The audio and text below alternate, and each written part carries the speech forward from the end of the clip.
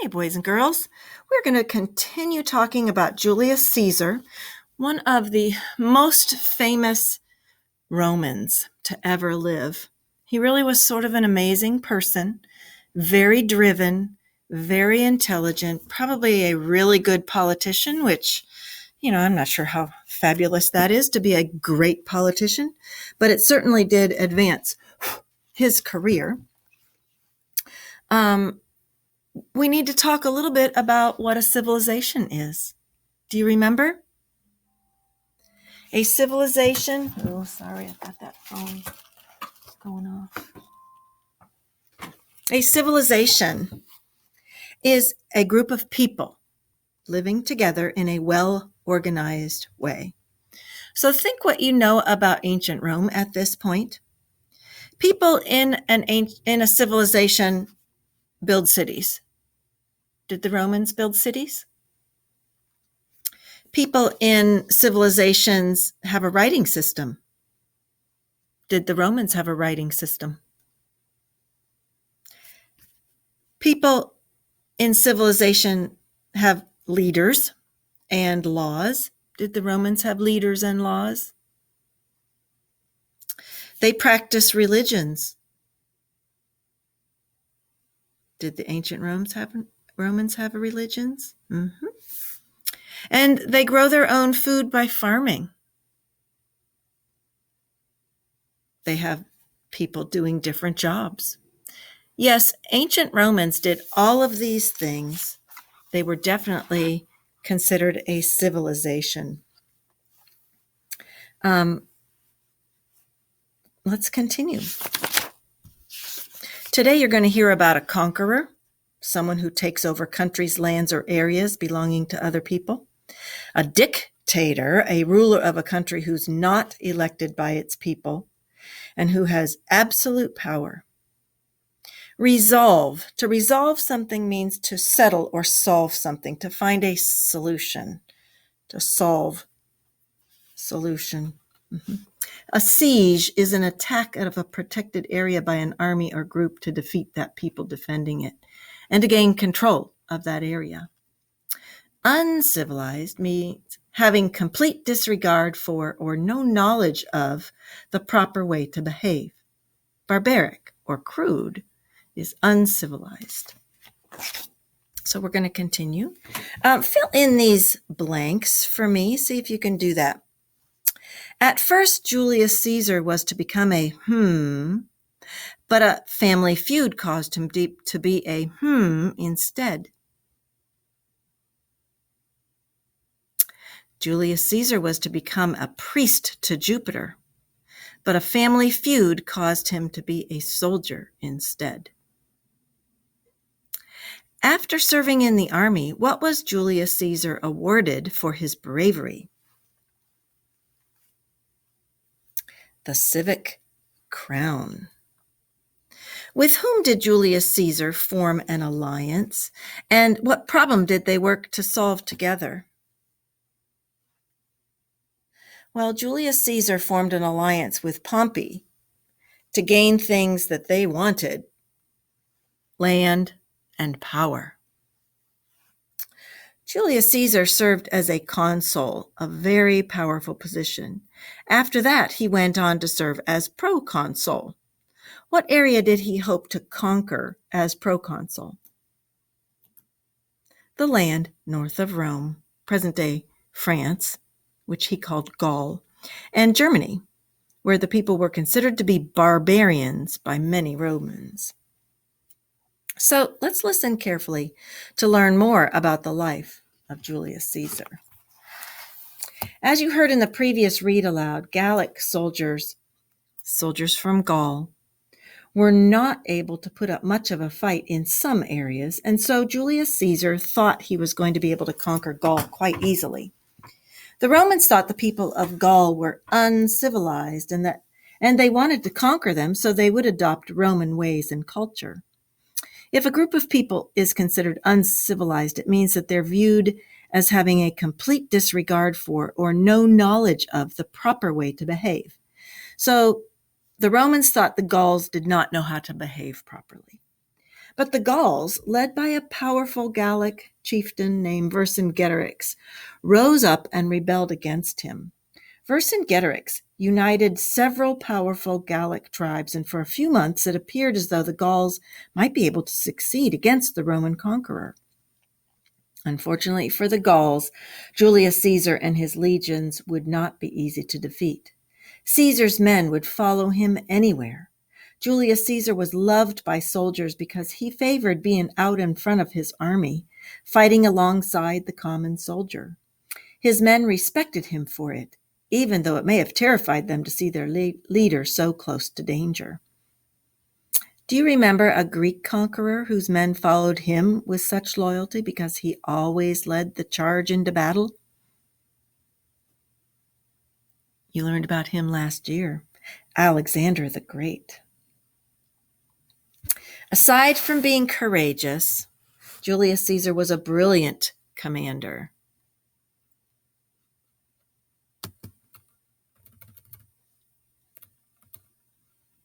That's Vercingetorix.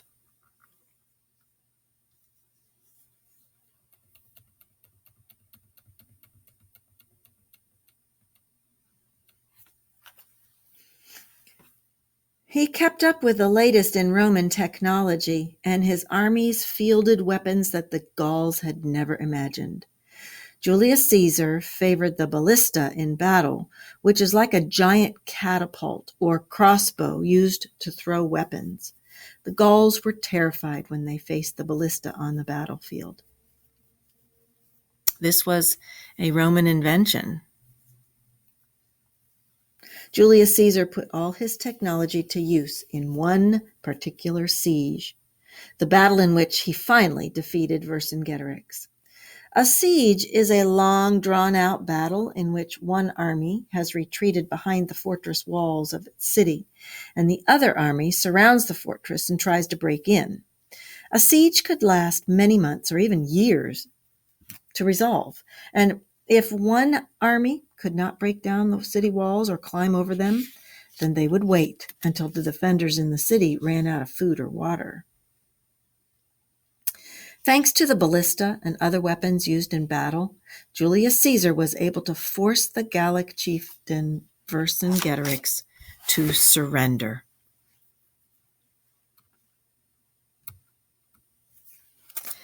Vercingetorix spent several years in jail and was eventually killed when Caesar finally returned to Rome. When he returned to Rome, Julius Caesar threw a military parade for himself called a triumph.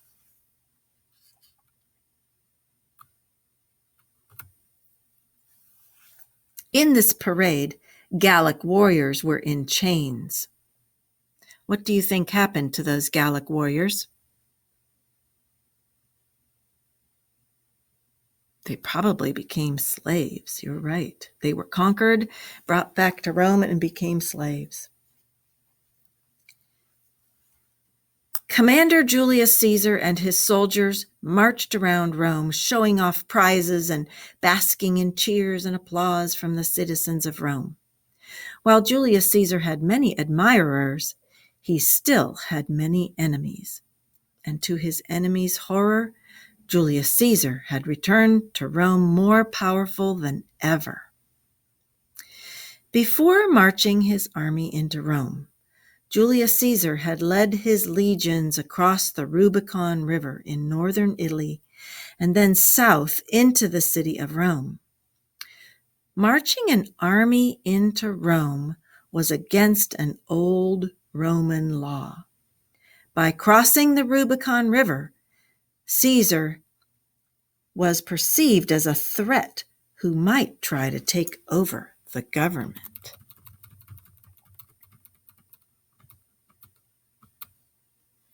This is the Rubicon River.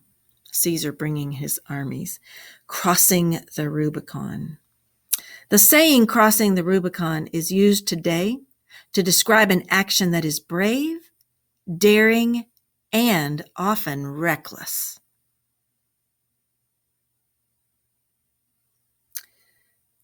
Julius Caesar knew that what he had done would start a civil war. This meant that Romans were going to fight each other. That's what a civil war is. When Caesar crossed the Rubicon River, Caesar said, "The die is cast," meaning that he knew exactly what would happen if he crossed the Rubicon, and he was ready to see if Fortuna would favor his bravery. The die is cast is a saying that means there is no going back to change one's actions. Dice are cubes, often used in games of chance. You know about dice. One cube is called a die. So once you cast or throw the die, you have to accept what you roll. That's what it means. The die is cast, which means you will accept the outcome that you have started. Let me read this again. Before marching his army into Rome, Julius Caesar had led his legions across the Rubicon River in northern Italy and then south into the city of Rome. Marching an army into Rome was against an old Roman law. By crossing the Rubicon River, Caesar was perceived as a threat who might try to take over the government. Julius Caesar knew that what he had done would start a civil war. This meant that Romans were going to fight against each other. When Caesar crossed the Rubicon River, Caesar said, "The die is cast," meaning that he knew exactly what would happen if he crossed the Rubicon, and he was ready to see if Fortuna would favor his bravery. Caesar's old ally, Pompey, was now his greatest enemy.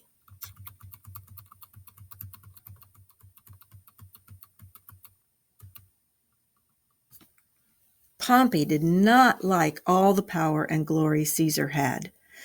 Pompey raised an army of his own to fight Caesar. It was a bloody civil war that lasted several years.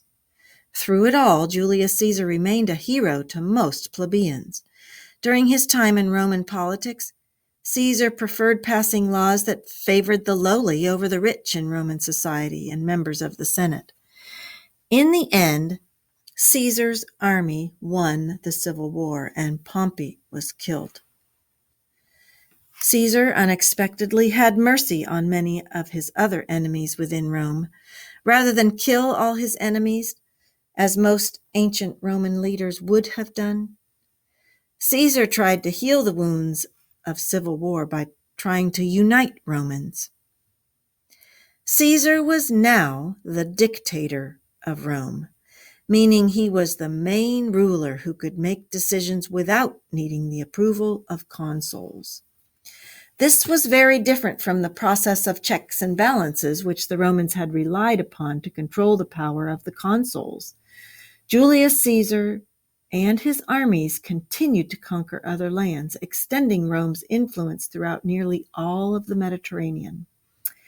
After one battle, Caesar famously claimed, "Veni, veni, vici," meaning in Latin, "I came, I saw, I conquered." It's veni, veni, vidi, vici. It's really hard for me to say that. Julius Caesar, just remember, I came, I saw, I conquered. I came, I saw, I conquered. Julius Caesar wanted to import wheat, among other things, from Egypt into Rome. Thanks to the lush farmland along the Nile River, there was enough wheat in Egypt to feed all of Rome. Wheat is that grain that is used to make flour, which is used to make bread, which was the most popular food in Rome. And he needed more wheat than could be grown right there in Italy. And he needed to have wheat from other parts of the world around the Mediterranean in case there was some catastrophe that happened to all the wheat in Italy. If there was a big drought in Italy, he needed to be able to get wheat and import wheat, bring it into his country from another country, and he went to Egypt. Julius Caesar crossed the Mediterranean Sea to seize Egypt's wealth. Once there, however, Caesar met Queen Cleopatra, and instead he fell in love. Cleopatra was considered to be an extraordinary person. She was incredibly smart and clever. When Cleopatra walked into a room, everyone wanted to hear what she had to say. Cleopatra was involved in her own political problems and civil war in Egypt. She was fighting her brother, Ptolemy, for control of the Egyptian throne. Caesar helped her settle her problem by having Ptolemy killed. After Ptolemy's death, Cleopatra became Queen of Egypt, and much-needed shipments of Egyptian wheat were soon exported to Rome. Since Caesar and Cleopatra were helping one another to achieve common goals, we could say that they had an alliance. Eventually, Caesar's enemies gained the upper hand. They worried that as Caesar became more powerful, he might declare himself king. Many members of the Senate became jealous and wanted to remove Caesar from power. In one of history's most famous deaths, Caesar was killed on the floor of the Roman Senate. It was the Ides of March, March 15th, 44 BC.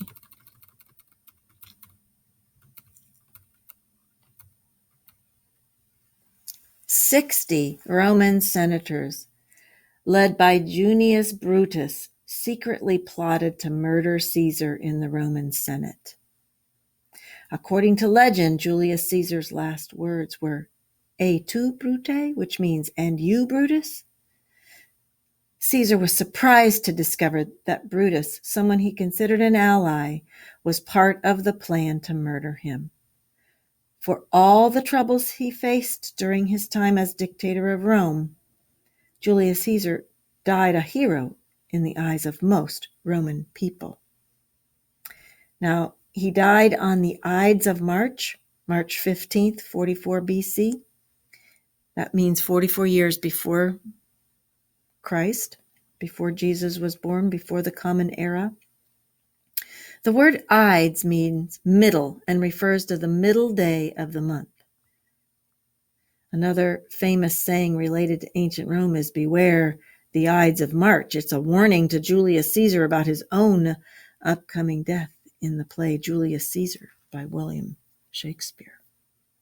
Beware the middle of March. You heard that Julius Caesar went to battle with the tribes of Gaul. Where were they located? Gauls were located to the north of Italy, in the area known today as France. How would you describe the Gauls? They were brave warriors, excellent iron workers, good at making weapons and armor. They cooperated with other tribes. They had their own money, their own religion, traditional stories, songs and dances. They were called uncivilized barbarians by many Romans, but that's just because they weren't Roman. They actually had a sophisticated culture of their own. In the beginning of the war between the Gauls and Caesar, which side seemed like they would win? In the beginning, we thought the Romans would win, and then we heard of a chieftain named Vercingetorix who led an uprising, and it looked like the Gauls might have had a chance. But who ended up winning the final siege? Caesar won for Rome. What helped Rome to be victorious over the Gauls? Well, the Romans had many men, and they used the latest war technology, including the Ballista, which was a big catapult. Julius Caesar was a courageous leader, and he had many loyal followers. His soldiers would follow him anywhere into battle. After conquering the Gauls, what rule did Caesar break? He crossed the Rubicon River and entered the city of Rome with his soldiers, with the legions. And at that point, who became his top enemy after breaking this rule? His former ally, Pompey. You heard that Julius Caesar became the dictator of Rome, making him very powerful. What is a dictator? Well, a dictator is a ruler who makes decisions without needing the approval of the consul, senate, or anyone else. And how is this different from how the Senate of Rome had functioned in the past? Well, the Senate had functioned by the election by the people. The two consuls had power to veto a decision and also had to agree with each other in order to keep a balance of power. Where did Caesar travel in order to negotiate a deal to import wheat for Rome? He traveled to Egypt. Whom did Julius Caesar meet there and form an alliance with? Cleopatra, the Queen of Egypt. How was Cleopatra important to the Roman civilization? Well, it might be important that Julius Caesar fell in love with Cleopatra. He helped her win a civil war in Egypt. And Cleopatra agreed to allow Caesar to import wheat from Egypt into Rome. Julius Caesar continued to expand Rome's territory, becoming more and more powerful. And what did the jealous senators do then? They murdered him in the Senate building. On what famous date did this happen? The Ides, middle, or 15th of March. Wow, very interesting character. A lot of history. Much has been written about Caesar in books and plays. All sorts of interesting things. He even wrote about himself.